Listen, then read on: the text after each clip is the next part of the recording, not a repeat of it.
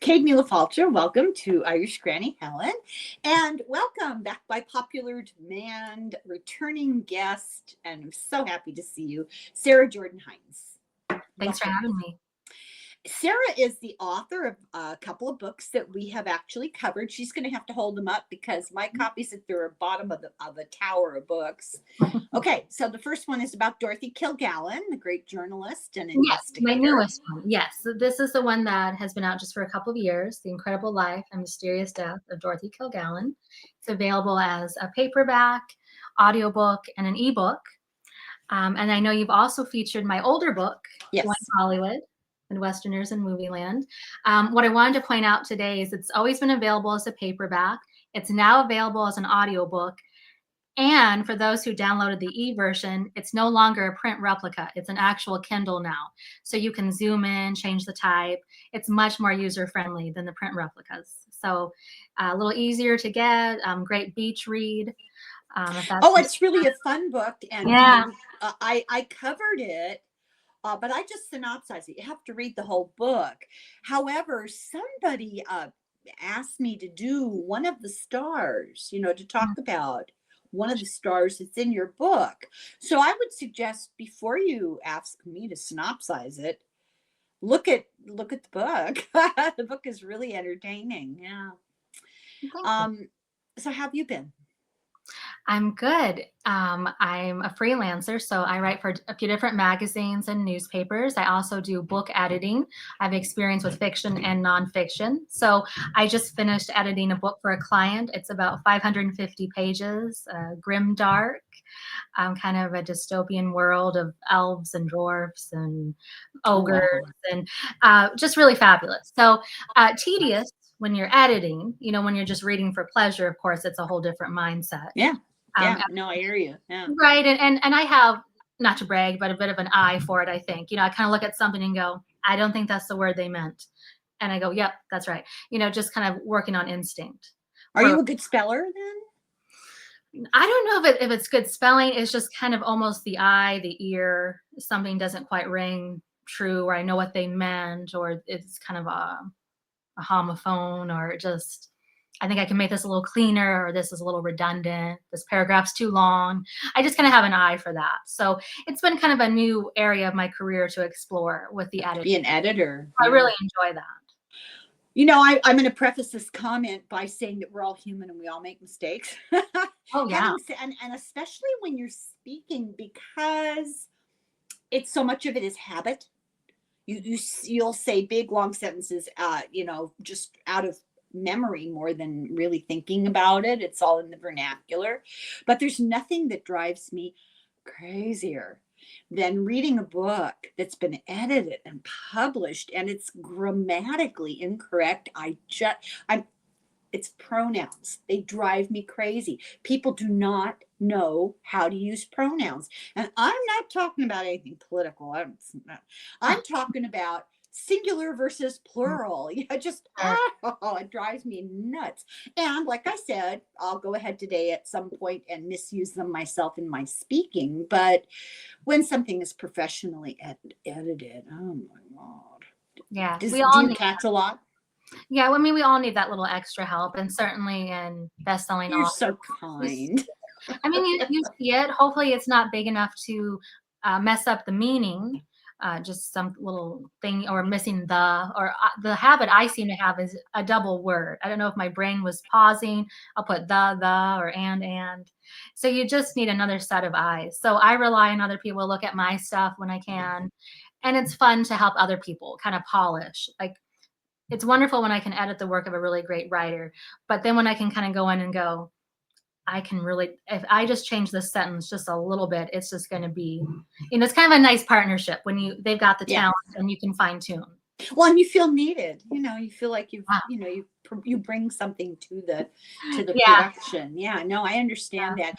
I bet the double words, I find I do that too, but it's from, you're typing along, and when you go back and you do, you're doing a draft and you go back and you reread a paragraph and you move a few things around, sometimes those little words get dangled or left. Yeah. You Yeah. never know. You think it's clean, and typically I'll just start over if I'm proofreading and find something. Easier when it's an article that's, 500, 600 words in a whole book, but I usually just start over and go until it's clean. So, Yeah. I'll have our techniques. Yeah.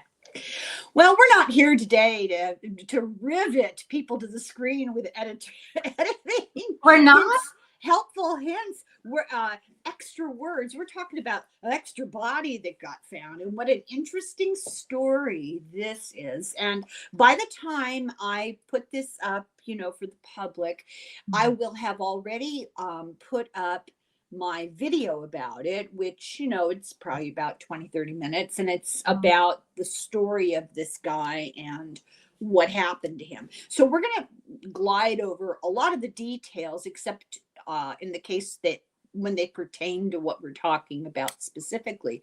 But we're talking about, do you want to announce? Sure. We're going to talk about Peter Bergman, who is one of my favorite sort of unsolved mysteries. It's not necessarily an unsolved murder, because in some of these cases we can't always prove there was foul play, right? We just know they got someplace they shouldn't have been at.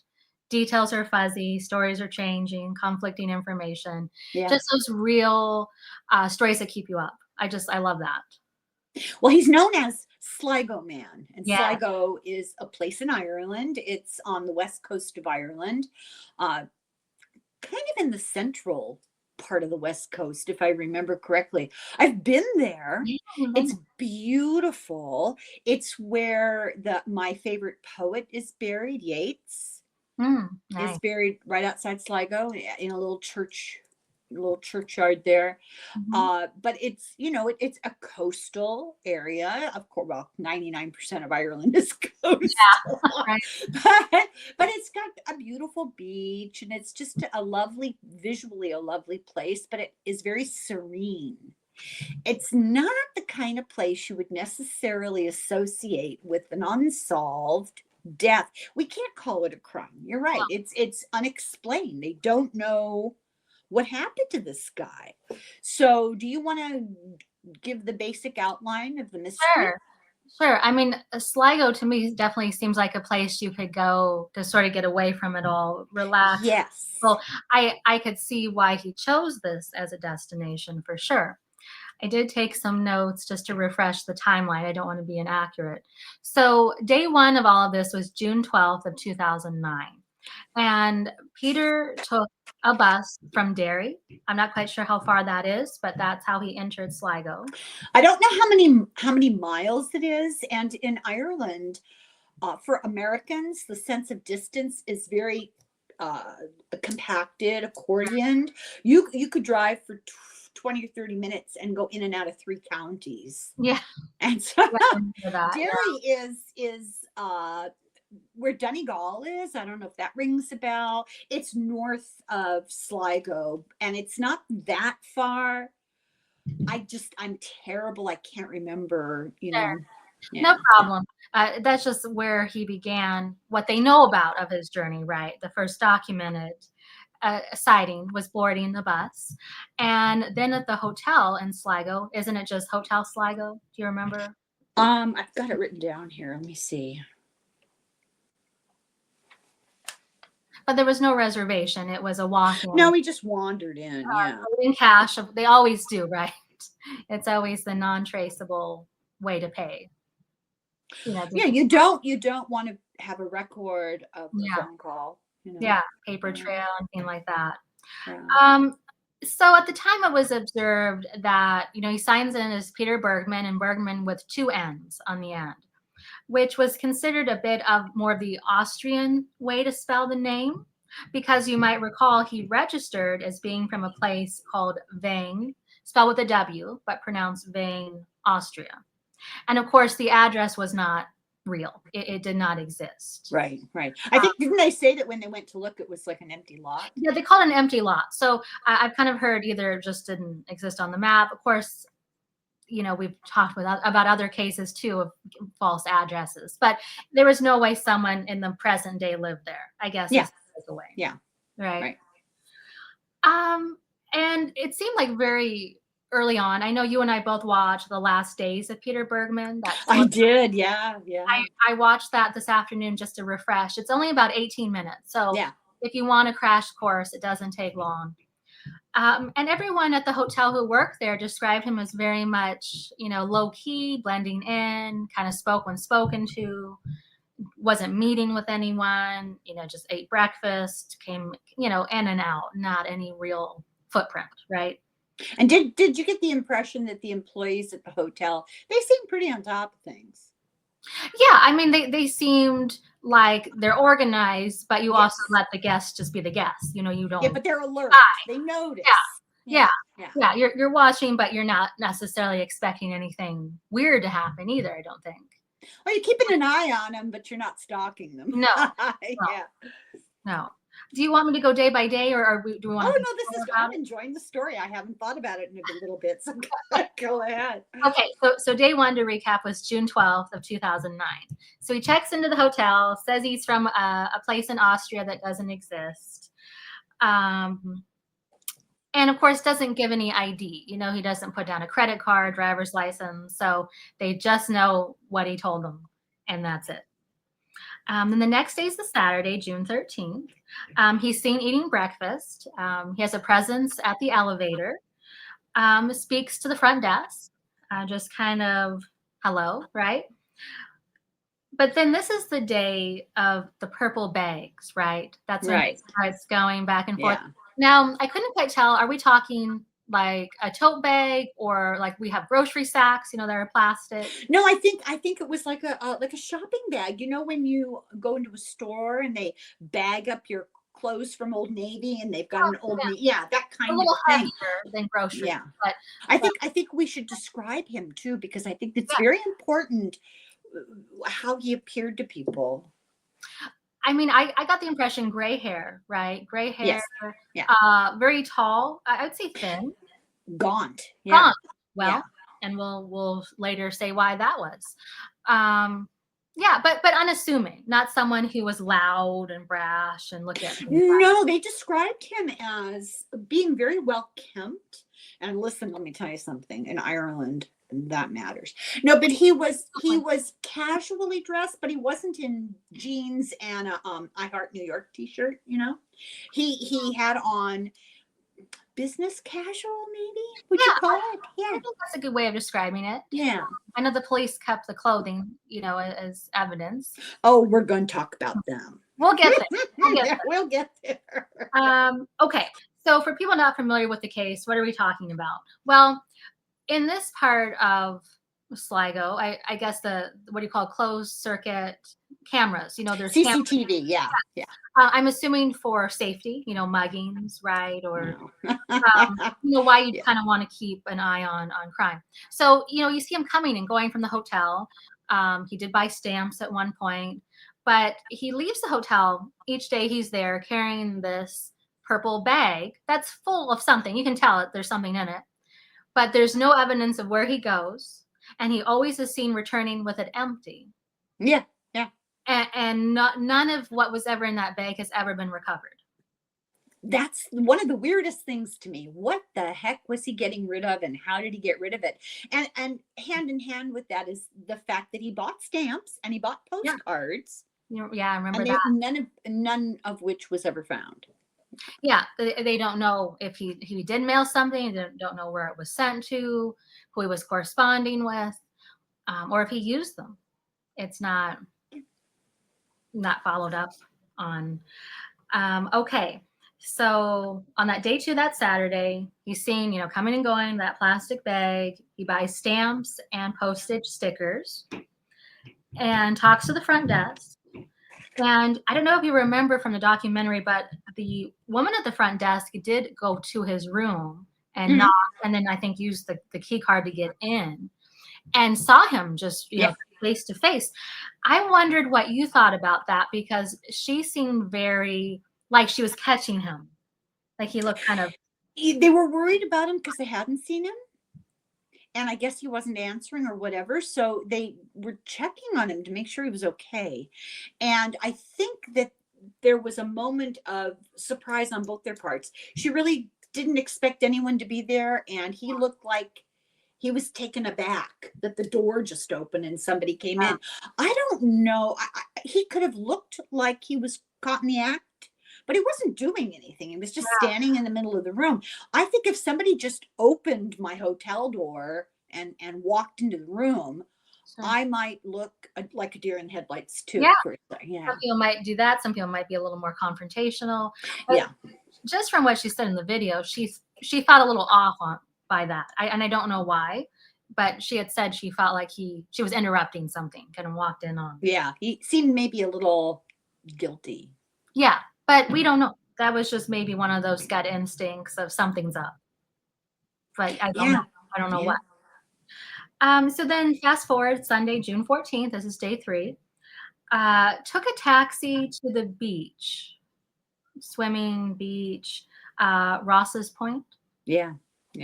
That was what the taxi driver suggested, but it did not look like Peter stayed very long, right? He went right back to SLIGO. He didn't stay. It's like he was checking it out, almost like a reconnaissance trip, Yes, because it wasn't dropped off, I believe. No. I think also before I forget to mention it and we get too far, he spent a lot of time going downstairs in the hotel to smoke outside. He was always going out to smoke, having another cigarette. I thought that was, and he would pace and look preoccupied, maybe. Makes sense that he was kind of on edge. I mean, you think? No matter what, yeah. Given the ending of the story, I guess, one way or the other. But it just seemed really odd to the people who saw him being so kind of nervous, I guess, anxious. But you're right. He got this ride to the beach and turned around and went back. Yeah, so maybe just wanted to get the lay of the land and then return to the hotel. Well, actually, no. They took him. He had the taxi take him to the bus station, almost as though checking out the schedule or something. I don't know. It's very why would you go to the bus station if you had plans to not need the bus, the next day, You didn't get out, I don't think, at any of this. Pardon? You didn't get out of the taxi for these stops, right? I don't know. I didn't. Yeah, it doesn't say. That was my impression. Okay. So why do you think he asked the taxi driver to take him to the bus station? Well, he certainly seemed to be kind of scoping out his next steps. Because it kind of seemed like, okay, now what? Now what? After I leave the hotel, where am I going next? I don't know. Could he have been waiting for someone? We don't know. There's a lot of speculation about that. Maybe he had him take him to the bus station because he was thinking of taking the bus to the beach the next day. Yeah, get a idea of the route. Yeah, I don't know. It's puzzling. But there was the sense that he seemed almost to be waiting for somebody a couple of different times. Right? Yeah. Then we have Monday, June 15th. Ran some errands. Again, that purple bag. I have him leaving the hotel at 1 p.m.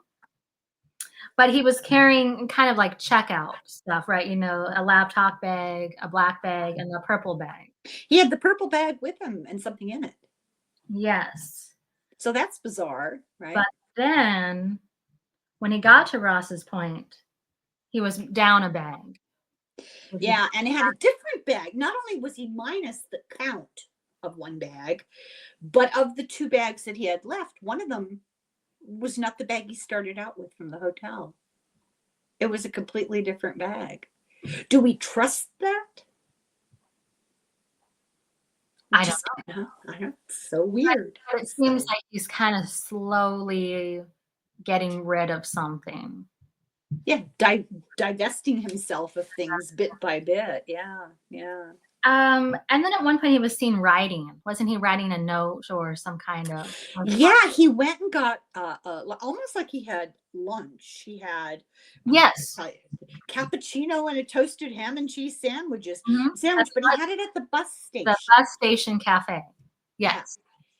Yes. which if that were going to be my last meal and I knew it, I'm not sure that would have been my first Yeah. choice.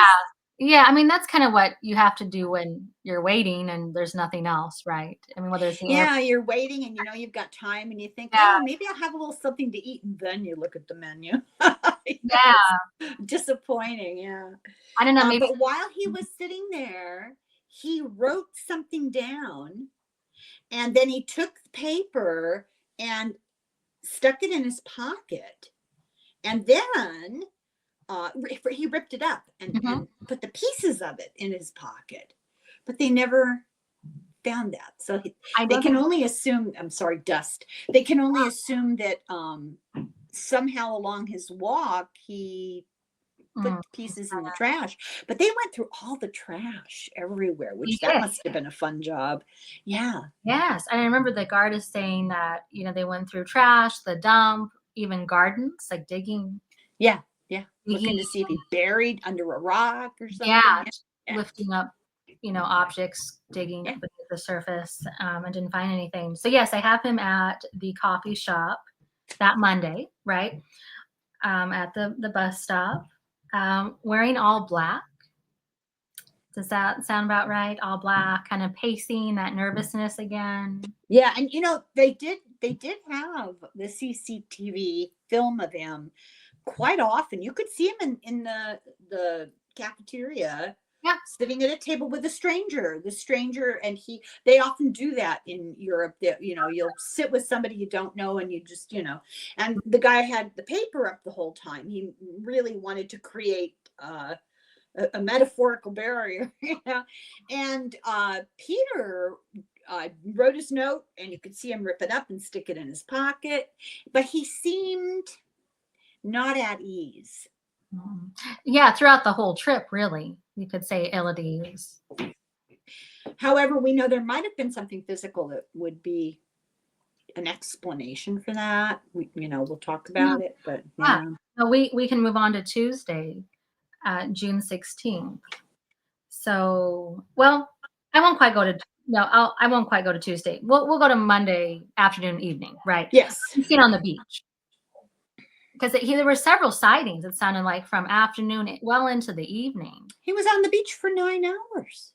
Yeah, I figured it had to be something like that. Yeah, To the point where, once people were leaving maybe after like dinner and drinks, 10, 11 at night, and there he is yeah. wandering, felt like something was off, but didn't necessarily know, Yeah, and it's not necessarily the warmest place in the world. You wouldn't necessarily be lying out in the sun. Yeah, yeah, It would depend on your luck. Since it's June, it would depend. yeah, But he right. was dressed, in his business casual. He didn't look like a beach stroller or, was and people noticed that he looked out of place, both in dress and in demeanor. So Yes, I have that final, couple seeing him about 10 o'clock that night, just kinda wandering around barefoot, I think, at this point, maybe a little bit of the pant leg rolled up. yeah, they said he looked restless and anxious and didn't look right as he was coming down the ramp. What did what'd you think of the next two, the father and son? Oh, I thought they were adorable. They were really funny and cute, but the whole "will you say a prayer with me?" I was like, "Oh my god, this could be Sun my seemed family." kinda, yeah, those were they found them, so that would be the Tuesday morning then, Yeah, where we're yeah, at. yeah. And they were training, I think the son anyway was training for the triathlon. Yeah, the son I probably was swimming, Yeah, for the triathlon, and the father early. was walking, sort of Yeah, pacing him along the beach. Yeah, mhm, yeah. And yeah. so tell them what they discovered. They discovered Peter. Um, I mean, I think their initial impression was a drowning, of course, that made the most sense initially, that someone had, gone out and succumbed that way, but, um, Well, I mean, really, it took the autopsy to get any more details. It really wasn't all what it appeared on the surface. No, and he was dressed. He had clothes on, and he had clothes on in an unusual order. I Yeah, say, I remember that. Do you remember a little more of those details? yeah, I got it. I have it written down. Helpful? That Yeah. he was in his street clothes, but he had a purple striped speedo on over Mhm. his shirt, which was tucked into the bathing suit, and the bathing suit was the last outer layer. Now I'm not sure he did have underwear on underneath that, but I got the impression he also had his long pants on still and a t-shirt. So it's like very odd, very very odd, and all the things that he had with him um were still on the beach. Yeah, kind of You what know, remained. Yes. but what's so interesting is everything they found of his had all the labels cut out. Yes, and that reminds us, of course, of Jennifer OSLO Fairley. lady, yeah. Yeah. Yes. So people who are definitely going to great lengths to conceal their identity for whatever reason is what we're dealing with. Let's speculate. Why would you do that? Why? I mean, if you just speaking as Yeah. an average American, if Yeah. I decided to do something and I didn't want to be identified, and I wouldn't need to cut the labels out of my clothes. First of all, they're not that new. And second of all, how many old navies are there? It would be very hard to get any identification from the generic nature of most people's clothes, right? Yeah, I mean, that's maybe taking it to another level of insulation of your identity. I know just even personally, I have a little bit of a skin sensitivity where I just don't like tags. I can't have anything too lacy, too taggy, a thick seam. I cut tags out of my clothes. Sometimes I do. It depends on When where I'm not they on the are. run. Yeah. Yeah, I'm not on the run or anything. So as someone who does that, I guess I can't say that's very aberrant and it's only criminals only do that. It Do you could do it for every single thing? a lot of things. You know, if I think it's a sweater and I'll have another layer on over it, I might not. But if it's going to be like a direct touching of my skin, I might do that. And some clothes, especially if it's a lighter material, like thinner material like this, I usually have to go in and stitch where I've now put a hole in the. I know I've done that too. Yeah. Yeah. Yeah. So I guess to be fair, it could have also been comfort. You know, we are going to talk about his health here in a minute. That's right. That's Um, right. you know, some people are just a little more sensitized to. For me, it's a really annoying itchy feeling right here or on the Yeah. side or the Yeah. back all day. So could have been a personal preference, I suppose. What I think is so interesting is they figured out where the clothes came from anyway. They figured out they came from CSCA, something like that, manufacturer that was mostly in Germany and Austria. Mhm. I'm pretty sure I wrote it down Yeah, here somewhere. where we kind of assumed he was from anyway, right? Yeah, yeah, but isn't that interesting that they were able to figure it out? I guess they were unique enough, Hmm, in sure, style to sure. at least be able to track him to that part of the world.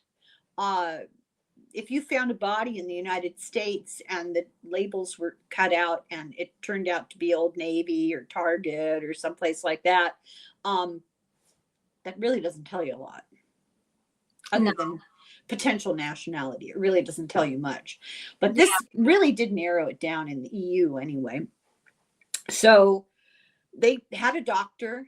Oh, we should say when they found the body, they were getting ready to, get the doctor, tell the authorities. And the son was so cute. He says, "Oh yeah, my father asked me to say the Our Father with him over this poor guy." So there was a 5-month investigation. What kind of an investigation do you think it was? I'm going to assume Sligo's police department is pretty small. What was your first clue? Well, I mean, and that's where I have to wonder about not even corruption. I mean, I suppose we could explore that too, but even just some general I don't want to know. Incompetence is a mean word. Inexperience. Experience. There you go. Yeah. Inexperience. They're not dealing with. I guess in the States it'd be called an unattended death. That's going to be investigated. You're not under the care of a, nursing home, Yeah. right? Yeah. What kind of experience they had with violent crime or missing people or bodies that turn up. You had to wonder what their day-to-day pursuits were at the police I'm department. checking my notes because I took these a while ago. I'm checking to see, did I write anything down? I don't remember. But listening to the interviews in the documentary with the police, oh my God. I did you get the feeling they were kind of covering their tracks and trying to distance themselves from inexperience? Well, it definitely seemed convenient that the trash had always been picked up and they couldn't go through this. This was gone. Nothing panned out here. The dump, I don't know what would go into a search like that or how many resources you'd have. Right. Just seemed like they were always like a step behind is kind of how they were phrasing it. Yeah, and we kind of know in the United States, except probably for isolated communities, when you've got something weird like that, and this may not have really been a priority. They may have thought that it was just a straight out self-harm, and but when you've got a suspicious death in the United States, they care a lot about their numbers, their solve numbers, and they have access to, well, you live in Minnesota, there's the Minnesota Bureau of Investigation, I forget what they call it. And if you live just about anywhere, you can get access to the FBI. So there's always another level of sophisticated investigative state level group, right? Almost always, whether they're willing or not to get involved, that's a different question. But I don't get the impression that SLIGO had much familiarity with that kind of potential crime. They didn't know, and maybe they were a little quick to brush it off, and I think they were covering their tracks when they were making excuses about a lot of investigative unknowns later. Well, and if they weren't treating it as foul play, how much were they able to preserve, right? Or what's their protocol? Yeah. So you talk about the. Do you remember the details of the autopsy? Yeah. So he did not drown. First of all, it looked that way, of course, finding him on the surf, but he did not drown. They said his death was not consistent with saltwater drowning. Likely some kind of heart attack. It's just kind of a natural causes. I think they finally. Yeah, they called it cardiac arrest. Basically, they said he stopped breathing. His heart stopped beating. They didn't have necessarily clinical evidence of that. It was a process of elimination. It wasn't this, and this. So, well, he died, and they didn't know how, the manner of what happened. Yeah. He had good teeth. But why don't you tell them about his state of health? Sure. So what he was dealing with at the time of his life was extensive prostate cancer that had metastasized into his bones. There was a history of heart attacks, they could tell just through looking at the heart.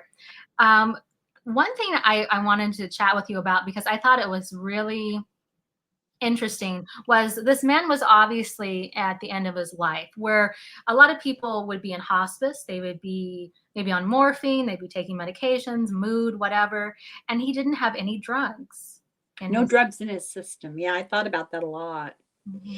The only thing I could come up with was he wanted to stay clear-headed because he had some plan in mind, and he wanted to be able to implement it with a clear head, because those drugs, to be effective enough, would be in a high enough dose where he might be mentally foggy and have problems staying awake or decision making, that kind of thing. So I wonder, what was it that he had to do that was so important that he had to keep a clear head when it was clearly not self-harm? Well, and I come back to the purple bags, the plan on getting rid of, I'm assuming they were personal effects. I don't think there was anything nefarious in them. I mean, I don't think it was like drugs or guns or something. Well, okay, no, I don't think it was either. But what if it was evidence of his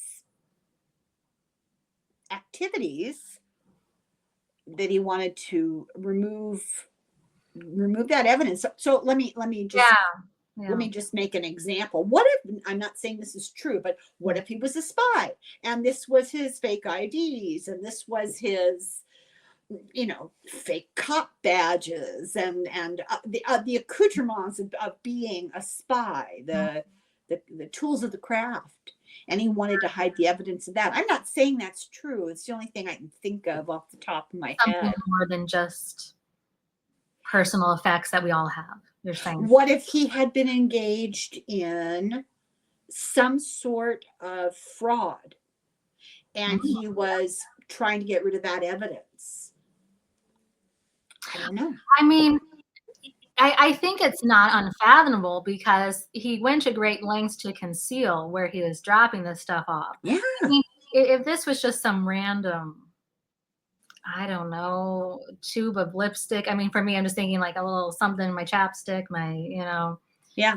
I mean, I don't think he wanted any identifying information to be found, but just kind of your everyday living gum wrappers. Why would it matter so much if someone found it? He didn't, it So, seems like he didn't make any kind of big effort to hide DNA, and they were never able to track his DNA back to who he might have been, or at least it wasn't on record. yeah, That's the thing, with that, Interpol.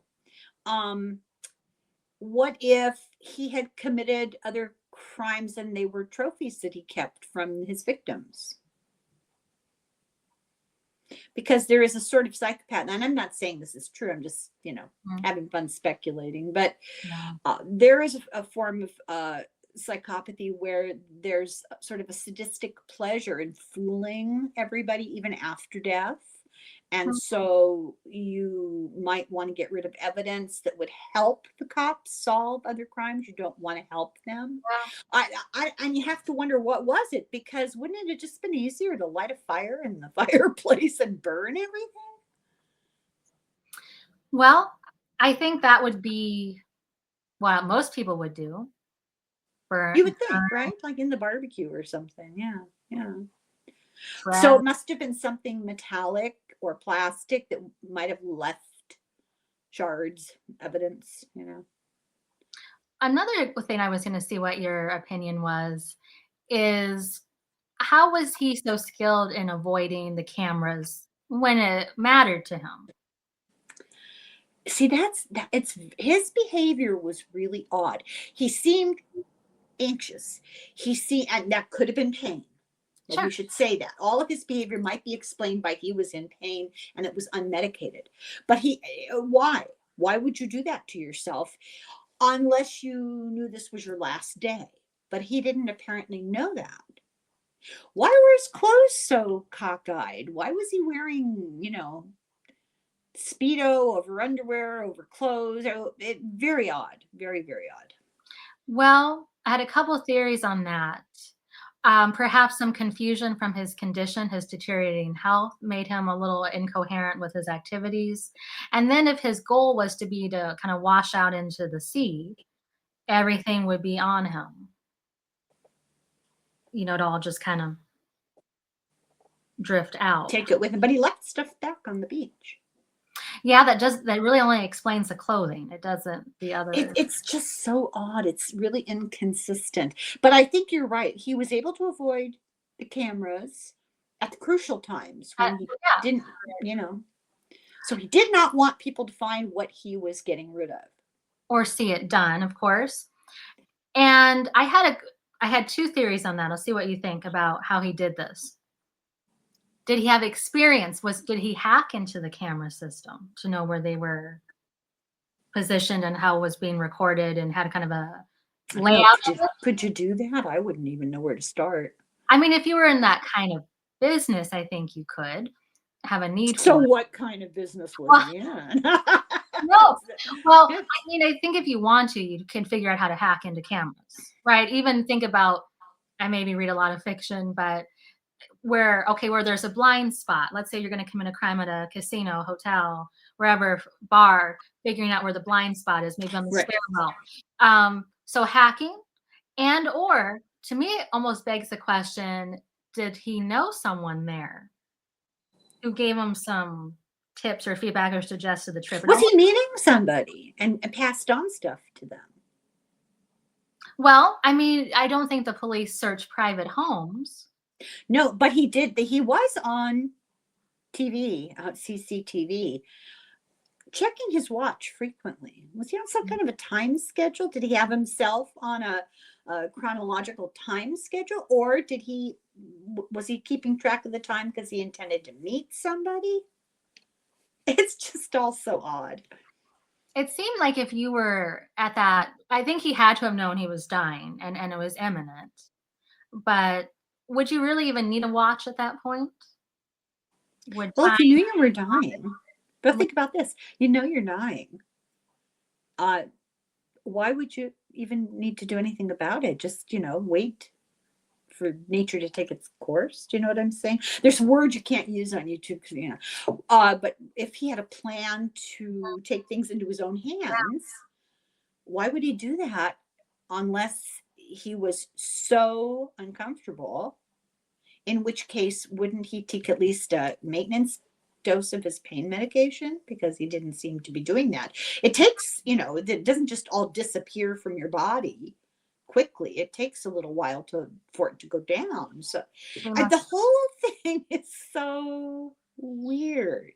So we know he wanted to remain anonymous. We know he was up to something as far as hiding what he was getting rid of so that nobody would know what it was he got rid of. So he was getting rid of personal effects or evidence or of a crime or something linking him to somebody else. sure. But he also showed up with a false identification, which they've never been able to crack. So Mhm. why did he bring evidence with him that, should his plan have gone awry, they would have been able to figure out who he was, maybe. Well, and that's why I've wondered, perhaps just a sliver of a possibility, there was an accomplice, someone he was meeting there, because it does seem very like this will all work out. I know where you can put stuff. I know where you can avoid the camera. It did seem like kind of a dice roll just to pick Sligo, on a map and throw a dart, and that's where he ended up. It seemed, Yeah, and he's pacing the beach for 9 hours. Was he waiting for somebody? and maybe his plans changed. Maybe it's not how he thought it would all play out. Yeah. And it's very unsatisfying because there seems to be a certain lack of urgency on the part of law enforcement to really come up with an answer. Today, they're backpedaling. This has been a while, and they're trying to make excuses for people that are gone and, not no longer working there. So it's kind of an unenviable position. You don't know why decisions were made. You weren't there, So trying to clean up the damage done with really no understanding of what it was that happened to make the damage. Uh, they have been in touch with Interpol. They've been in touch with the Austrian police. Uh, Interpol didn't really want to get involved very much. That was Yeah, I weird was gonna bring too. that up. So my impression, and I know we've talked about doing Interpol too as some kind of digging into their history a little bit, I think would be interesting. But I'd forgotten about that. Yeah. but it seemed to me that Interpol was working under parameters of they can only kind of send it out to the sister agencies if this is a case of a missing person or a homicide. Yeah, they have to know who he is and be And he able to hasn't say been he's reported. missing. Yeah, he hasn't been reported missing as far as we Yeah. know, Yeah. and And no one knows who he it is. So. wasn't a homicide. Yeah. So I think that's where some of, it seemed kind of conflicting because the Irish authorities made it sound like they did put his DNA out into databases, but then it can only go so far out.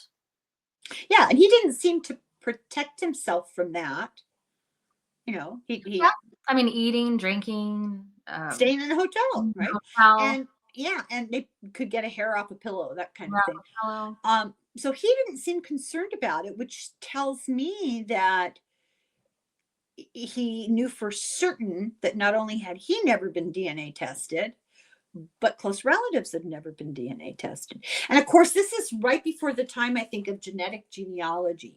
So it may not have Mm. occurred to him that if he had a third cousin somewhere who Yes. had committed a crime, you Yeah, know. because I Yeah. think that could be a break in the case if it could be run through like Ancestry DNA or any of Right. those 23andMe kind of sites. Yeah. You think someone's bound to be a fourth cousin, fifth cousin. I get Yeah. those hits all the time. I think it's expensive to do that kind of research. It's very time consuming, you know, and I'm not sure how many people actually do it compared to how many crimes there are that it would help to do it for. So what do we have at the end? We have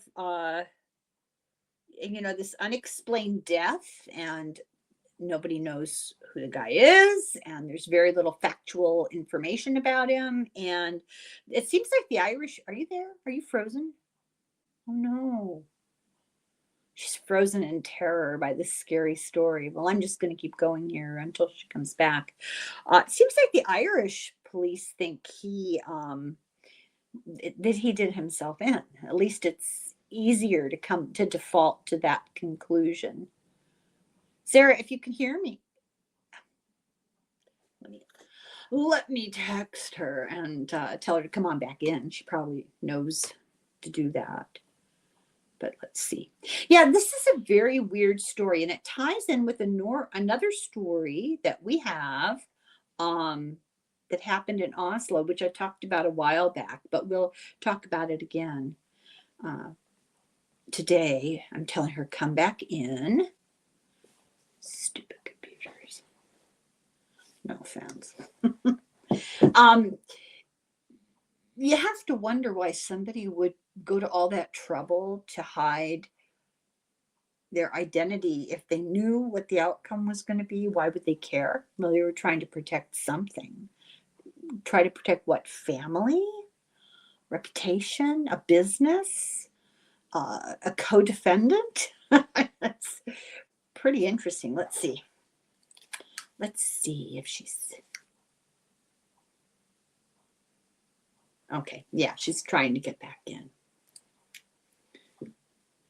I'll tell you what. Sorry about the delay, but you can take a moment to contemplate what could have happened.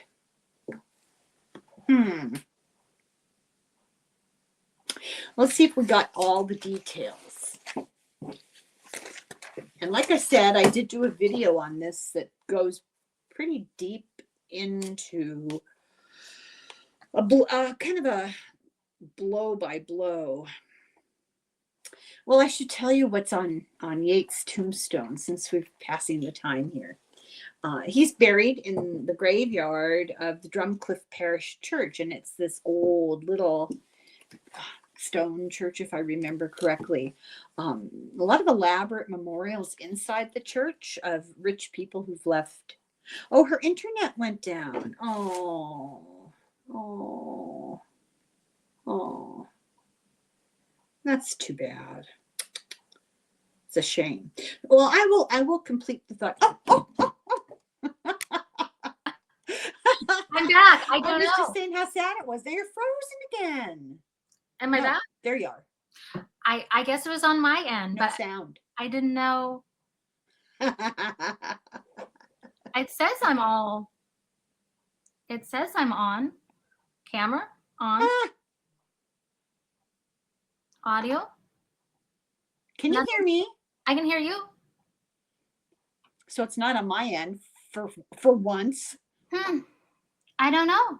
Mute mic.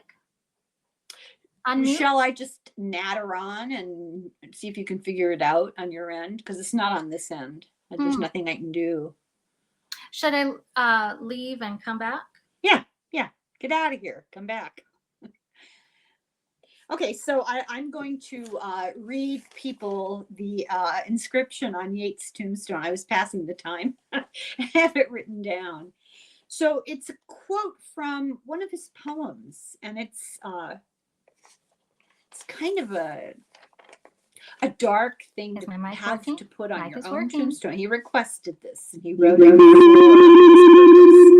Okay. Am I back? Now there's two of me. This is happening with people. You're cloning yourself. Sure. Okay. No luck, huh? Am I back? You want to go out one more time and try one more time to come back in? Okay.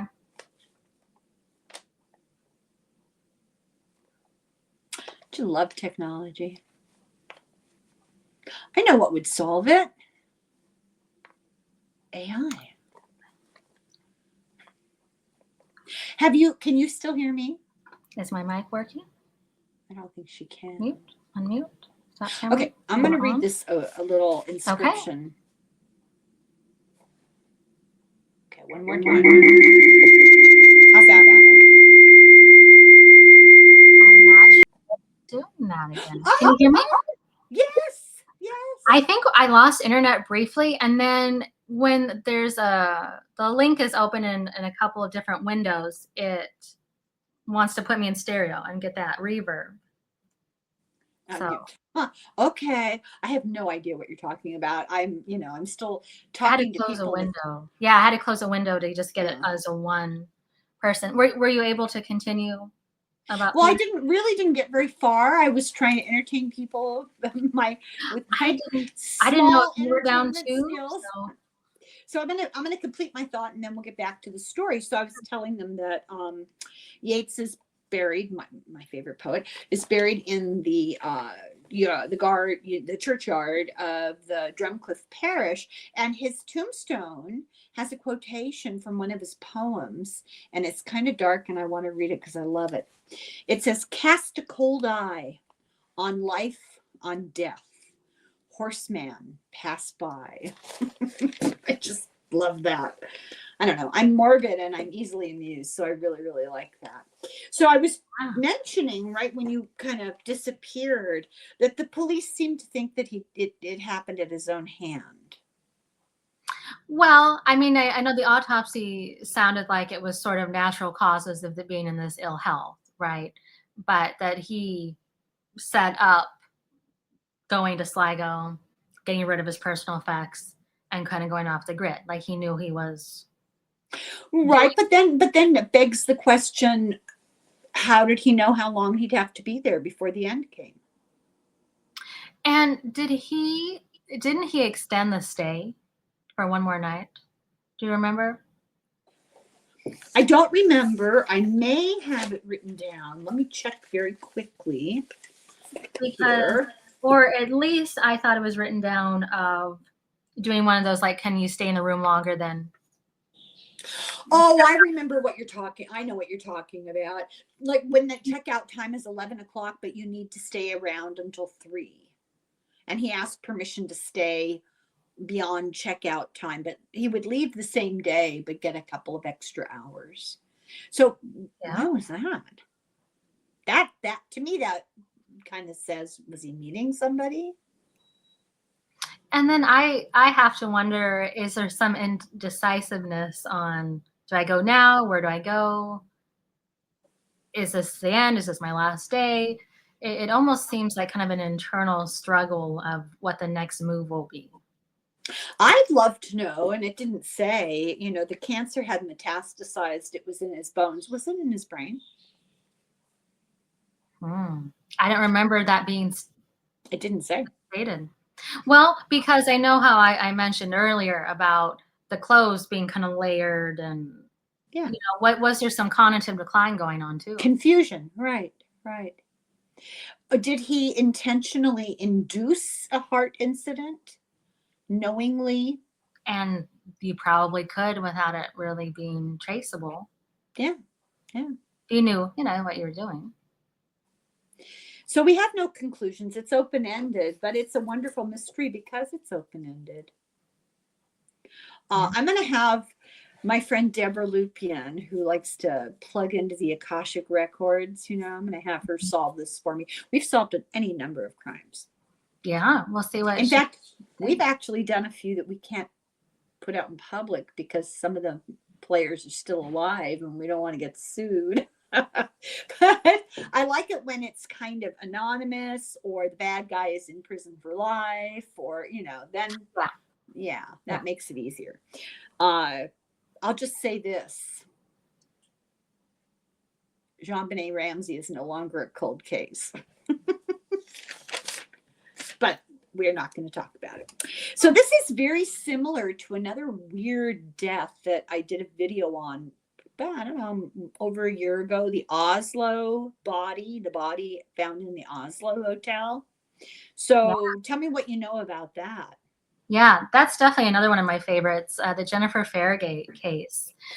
And you'll have to help me on a little bit of specifics on the date. This was in the 90s, I believe. Was it 94? 95. Yeah. And similar in terms of false identity, gave an address that was not real, died while on her stay, right? Different means, but Clothes tags all cut out. tags cut out. And of course, she met with a violent end. So I think it puts a little shift on her being more likely to be a homicide than Yeah, Peterson's case. and more than one bullet hole, so that kind of eliminates the other option. Well, and that had bothered me too about her being found in her room after a few days of really no payment, right? She didn't give a credit card, and the hotel staff had been trying to reach her to square up her bill. And finally, they knocked and said, "We're gonna need to talk to you," kind of more face to face. What I had read sounded like they could communicate with her via the hotel room television set messages. Do you want room service? Do you need Oh, such? I didn't get that. Didn't know that. Okay, that's Yes, weird. yes, I have read a book, and I will plug this for you. Kind of like the internet, you mean? Like an Yes, email? there Yeah. is just like one book I've seen on Jennifer, and it is one of those where it is that print replica. So you do really have to zoom in on the Kindle. It's a little more just what it looked like in print. But anyway, it is very good, and it had a little more detail of mystery in room 2805. It had a little bit more of the blow by blow of It'll fill out the details a little bit. But she also had some kind of an accomplice. well, we still don't know who Louis Farragate was, if he existed or not, but she checked in, saying she was with a man. Now, what I had learned in this other book was she called the hotel, I think on 2 occasions leading up to confirm, go over the itinerary and the stay. And I thought that was interesting because that seems very planned. This is not a random, I'm going to just stay at this hotel. I mean, she was, contacted them ahead of time. And so, Yeah. and so that's kind of important about her calling ahead, because this explains the discrepancy in the name of her, the spelling of her name. So when they took the reservation, they spelled it Farragate, like Fair, like going to the fair. And she signed in with an E, almost more like Furgate. If you've noticed, there's a little bit of a discrepancy. Yeah. No, I hear what you're saying. I'm thinking Yeah. about it. Yeah. Or, Yeah. just you'd spell more phonetically over the phone, probably. Right. Just, right. But, and I think I told you the title of the book. It is helpful. It's a short book, but it outlined stuff I didn't know, witnesses in nearby rooms that heard stuff, saw stuff. What did they hear? Well, let's go back to the beginning and be chronological about it, just to make sense. So she calls ahead, she makes the reservations, they get the name incorrect as far as spelling goes. She shows up, she's young. What was she? Maybe in her early 20s. The forensic said 21. No, she said 21, but when they did the forensics, they said looking at her teeth, it seemed like she was probably closer to 30. Yes, it's interesting how they can do kind of like that carbon dating that came years Oh, later. and your teeth don't mature like your wisdom teeth and the teeth you lose, and your adult teeth actually appear or disappear on a fairly predictable schedule, so they can estimate your age fairly closely by the number of teeth you have and where they are. I think that's really interesting.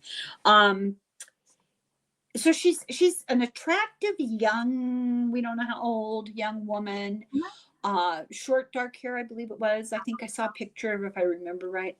And she shows up in this hotel room. I Maybe I got this wrong, but I was under the impression that Louis Fairgate showed up himself and registered himself at the debt, like I'm with her after she'd Mhm. signed in. So that seemed, I don't know, odd. Yeah. Yeah. Um, and she was gone a lot. She's gone a whole lot. She'd be absent for like 12 hours, 20 hours. Mhm. What was she doing? Also, they said, her packing was weird. She had one pair of, outside long pants and several different tops. Like she only needed to look like a different person from the waist up. Yes, there weren't a lot of bottoms to go That's with the top. very odd. Yeah. That is an odd what you point out about. They thought maybe, was she sitting in a car surveilling Hmm. somebody, or was she Yeah, meeting some, yeah, it was that's a very good odd. point about even just like on camera, how much would you have to see of the pants and the shoes and, if someone was just Correct. dressed up, Yeah, you can you know, change your appearance a lot by the clothes that you change I into. like that. Um, what else did they Yeah, say about pulled her? this one up. It Oh, is very it is a good resource. I did learn a lot, just some things that were filled in. Like I think one of the elephant in the room is they didn't take ID or a credit card and just said, "Here's the keys to kind of a high-end hotel room. See you later." Right? well, it That was 1995. yeah. Things were still a little cash. Yeah, Um, sure. Cute young thing, that goes a long way with some people. I'm serious.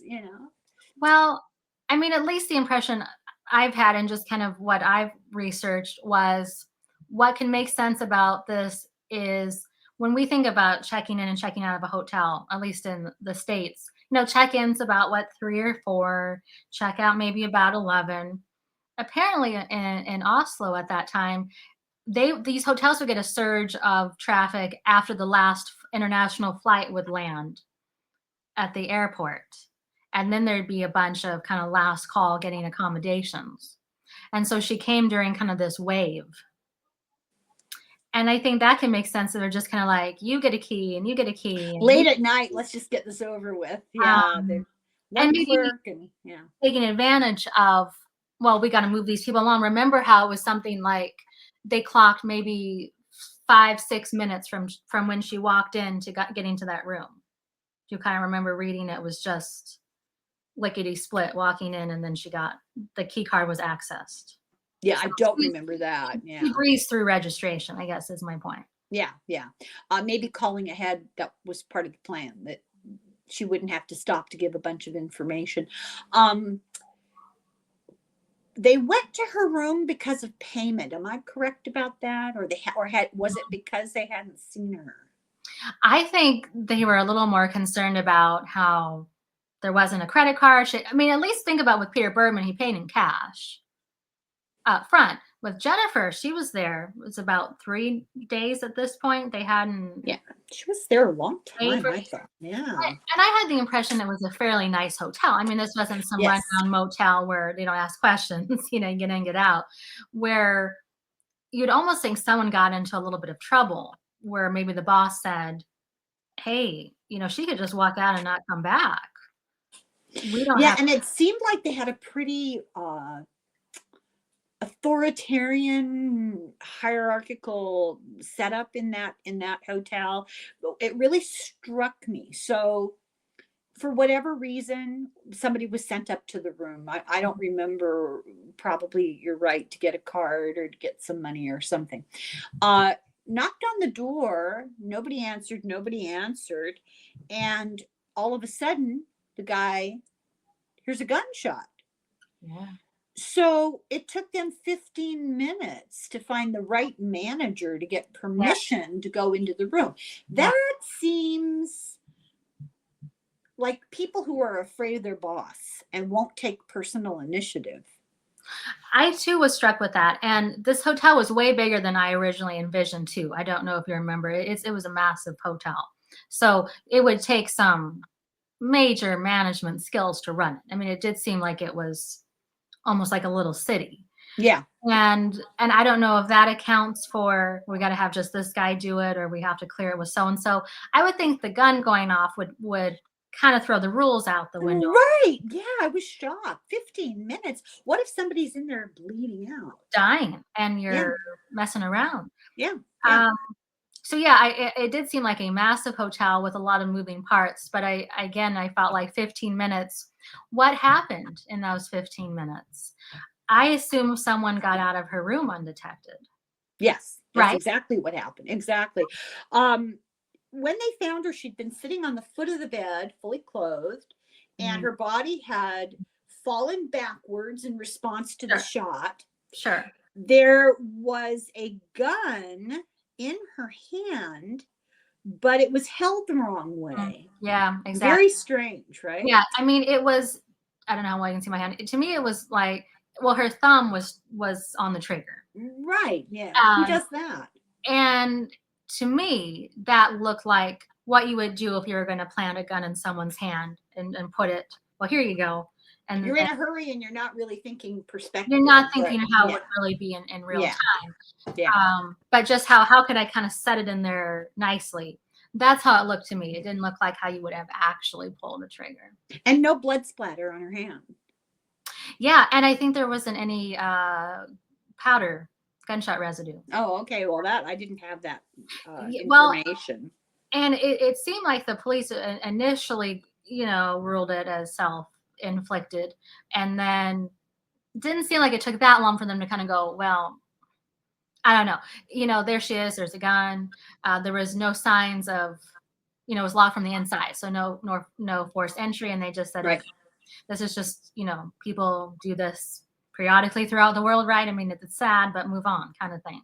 Yeah. Yeah. Uh, Now, I feel like, from what I know from forensics and true crime and all the stuff I watch, there are ways you can lock a room door from the inside, and so Yes, and make it look like nobody could have gotten out. Right. Right. I it's mean, not so nobody. hard anymore. Yeah. Yeah. It can be done. You're absolutely right. Yeah, Uh, but think about this. So there's no forensic evidence that she was the one who fired it. There Mm, were extra gunshots in the bed. I do remember that. Yeah. Couple of extra gunshots. False name, false ID, all of her identifying labels cut out, no like license or and it's 95 when she could travel without any kind of identification. How would you fly in without, It would help. Yeah. false address? She gave a fake address. I thought the watch was really interesting. She was wearing a watch that's so rare. It's like a chronometer and it goes Mhm. underwater and it's used by, get this, Russian special ops, Nordic countries military uses it, Danish frogmen use it. It's a really specialized watch. Yeah, I remember that detail too. And just, in my own perspective, I've always thought she was some kind of intelligence agent. I know Yeah. there's lots of theories, but that made the most sense to me. It did. One former intelligence officer said that it could have been an execution. Yeah. Do you think from who she was working for or an opposing side? Either one could have equally. I mean, Lewis knows, don't you think? Yeah. At least, again, kind of going back through my notes, it sounded like some of the hotel staff and witnesses saw her talk to a man. Other people think she was traveling alone. It does seem like that conflicts a little bit. If What Lewis I read said that he actually went up to the desk and said he'd be staying in her room and gave his name as Louis Fairgate. and then did he go to her room? I mean, was he ever? I think he was given a key or permission or something because it was all fine. And then that's all I heard. It's a dissatisfying lack of real information about the whole thing. It's very up in the air. Let's see what else. Her clothes were German. The hotel. Oh, The hotel was used a lot by the Israeli and Palestinian negotiators in the I 90s for the. remember that. Yeah. What?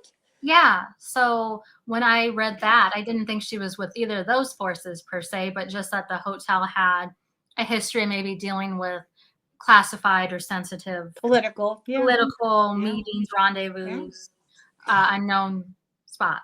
And then, of course, the other question is, could she have been an escort? Was this a honey trap that went wrong?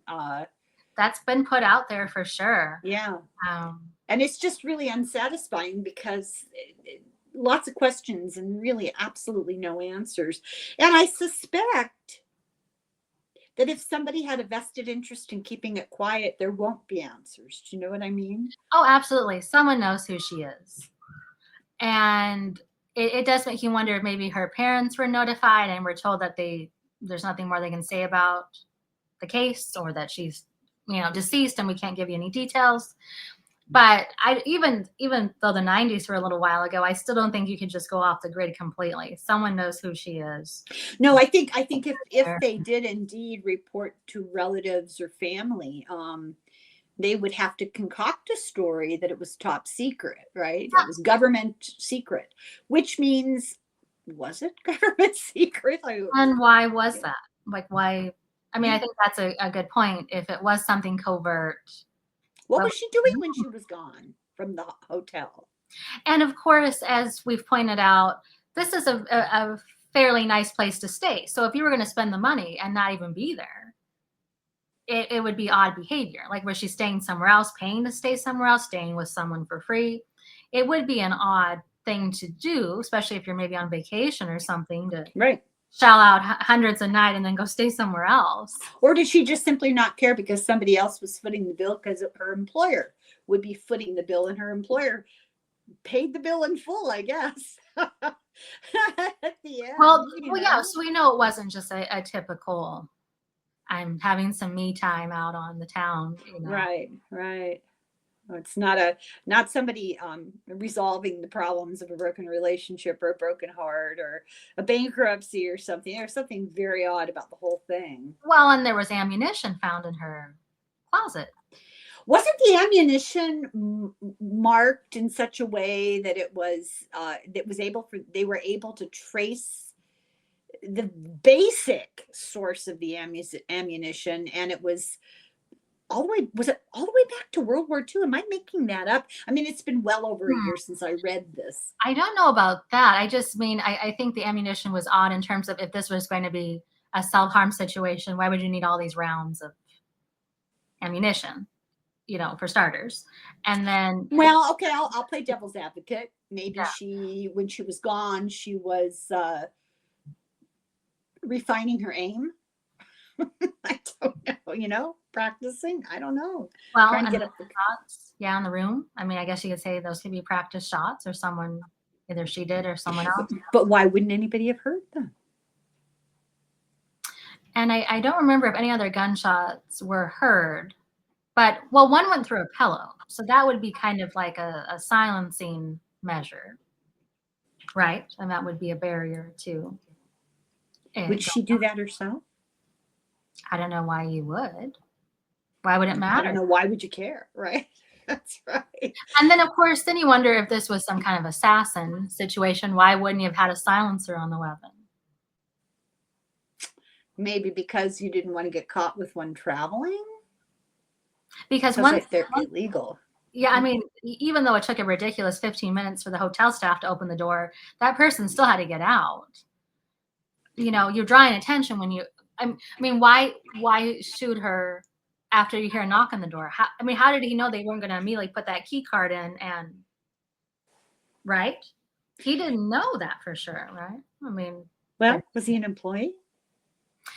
That's where, kind of like SLIGO, man, you wonder if there's someone on the inside, because of, like, it seems so sophisticated, but then something like, well, yes, now that someone has knocked on the door, that's when I'll do it. Why? That seemed a little risky. You have to wonder if there is some sort of family somewhere wondering what the heck ever happened to this young woman. Do you know what I mean? They can't. Mm. How maybe they reported her missing. She went away for the Sure. weekend. She never came back. Mhm. But who would ever make the connection? How would you even start to, for example, look at familial DNA? I guess it has to be DNA. They'd have to do, yeah, but I doubt very much that would they have taken samples in 1995? That was around the time of the OJ thing. DNA was new. Sure. Remember how freaked out everybody was about the DNA around that case? But they did exhume her though. I forget what year, and that's how they did the dental um, tracing. So I would think they could have gotten DNA at that time. Yeah, I didn't. You had a better source of information than I did. My information didn't really go that far. They just sort of threw their hands in the air in the article that I read. You've got the book. I think I found an article. I couldn't even find it really. There's not a ton. Yeah, No, I recommend that book. It's maybe about 100 pages or so, but it was very concise about she could communicate via the TV screen. I thought that was important, where they could confirm someone read it and cleared the message. Someone was reading the inquiries, and that's interesting. I think the hotel being so massive points to a lot going on. A lot of keeping the staff hopping and people checking in kind of after that sort of last call at the airport.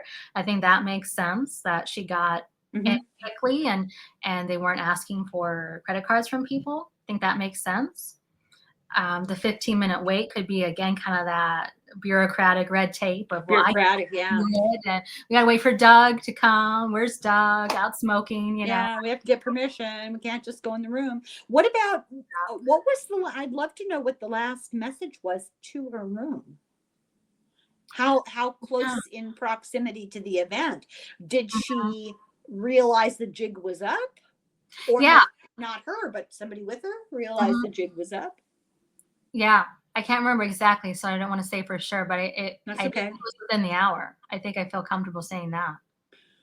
It's like, now they want our money and we don't have any, and we're going to have to make explanations. We don't want them to know who we are. And yes, I got a solution. Yeah, there was definitely a walls closing and feeling. But whether she did it to herself or not, I think that is a big mystery of how it was staged. I mean, I think this is a staged. Oh, I don't think she did it. I can't imagine. You don't rearrange your grip on something in that dramatic of a way. You would have splatter. That's inevitable. You would have splatter. Why would there be several different gunshot bullet holes in the headboard, I think, and then you said a pillow, and it seems like there was another one. Maybe one went through two things, but nevertheless, one is usually, if it's self-inflicted, that's it. Yeah. And it looked like it had worked, right? I mean, this was a fatal wound, so why were there other gunshot? Unless they were fired first and were hesitation shots, but in that case, wouldn't somebody have heard? Again, I figured at least one of them went through the pillowcase to silence it, is all I can think about. But what was the point? Maybe threatening? A warning? Maybe trying to get up the courage. Getting up the courage. Hesitating at the last minute. Yeah. People do that when they're using a knife. Sure. Yeah. It's so hard to talk about certain things when you can't talk about them. You know what I mean? Yeah, it's stupid. But, now that we've been talking about this case, I certainly think someone killed her. I don't think it was, self-induced. But I still think you hear someone at the door. I don't know if they looked out the peephole to know it was right, and we don't know that to identify who was at the door. But it did seem like a real desperate move to shoot her when someone's right outside the door and could theoretically. They've already knocked in the door, use the key card. It seemed risky unless they thought they could hide or slip out. I don't recall reading anything about a window. Do you? Yeah, I think there was a window, but I think they were high up. But here's the thing. smacks of somebody who is used to acting quickly under high stress without a lot of fear. I mean, it was a hit. I think there's no doubt about Yes, that. yes, yes. Um, and maybe it was one of those things where the clock was ticking and it had to, I mean, it could be a he or she had to do it. Yeah. Right? And yeah, and if the watch really is indicative of anything, military trained, intelligence trained, maybe it wouldn't have been such a challenge. You and I might have had a little difficult getting out of there quickly, but if you're a professional, maybe Or same they with don't even think about it. yeah, Pardon me? same with the door lock. That's kind of how to be a criminal 101, how to lock a door from the inside. Hmm. That's really not impressive anymore. No. Um, what else was I gonna say? Yeah, I mean, I'm kind of bothered by the knock on the door, and then that's when they decide to do it seems very risky. But But we if are. you are a psychopathic, espionage related hired gun, you have a whole completely different relationship to adrenaline and fear. And maybe there was more fear of not getting the job done than a potential. Yeah, yeah, seriously, I have to go back and explain it to the boss. Yeah, not a good thing. Yeah. If I could come back to the watch for a moment, I understand about it being linked to different intelligence organizations throughout Europe. But if you were going to take such great pains to erase so much about yourself, wouldn't someone have thought of the watch? Almost wonder if the watch is a plant. Well, that or it was part of whatever it was she was doing when she was gone for hours at a time. And the shooter didn't realize she had it on her wrist. You think they would have taken it because that's Maybe they didn't, maybe she had long sleeves and they just didn't, I don't know. yeah. I was thinking wasn't she in a dress with tights? Hmm. Yeah, I You mean, could be right. You read the book. I just read this abbreviated article, was all I was able to find. I don't know. There's a part of me that feels like it was a sloppy crime, and then there's another part of me that thinks it was kind of a brilliant one because we're still talking about it. Well, they were lucky. Right. Well, yeah, maybe just luck. I think a lot of these cases, luck has to be on your side. You can plan all you want, but you can't anticipate every variable, and No, a certain amount of luck has to be on your side. no. And I think that's kind of where I was saying about Peter Bergman of, the checking the watch, the hesitating, all the hours on the beach.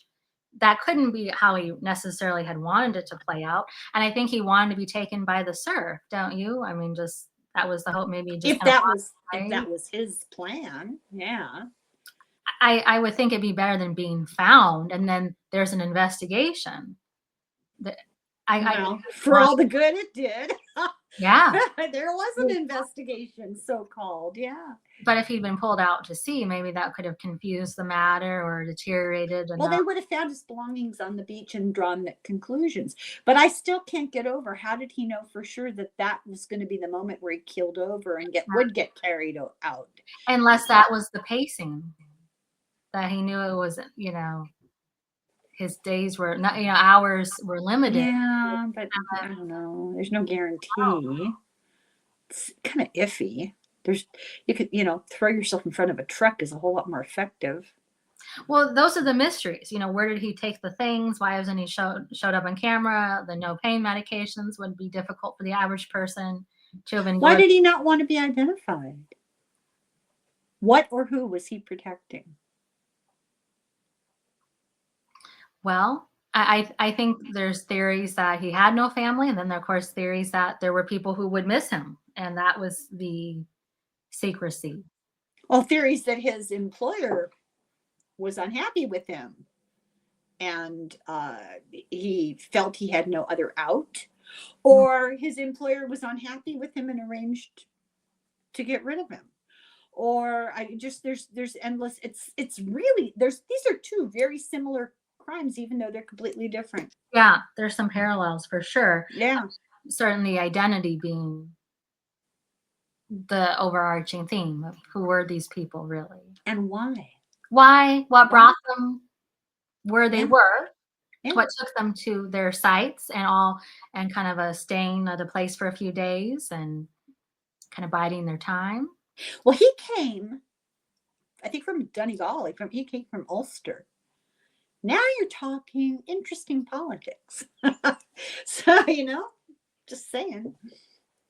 But do we think Peter was probably Austrian or Germanic origins?